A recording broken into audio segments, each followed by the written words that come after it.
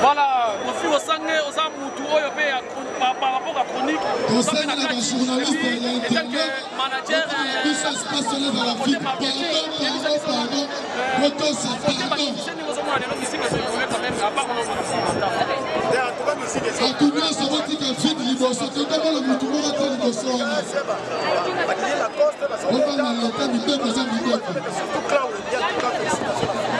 Merci beaucoup, on est là, on a eu un peu de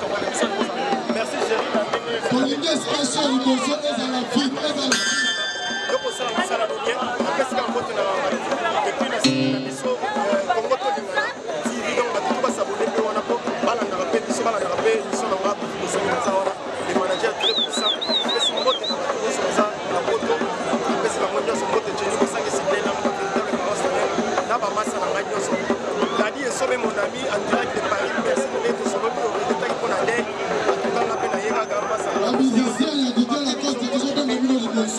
On est là, on est ça, il n'y a pas de souci. Merci d'avoir été sur la les États-Unis, la France, la Belgique. Et en fait, il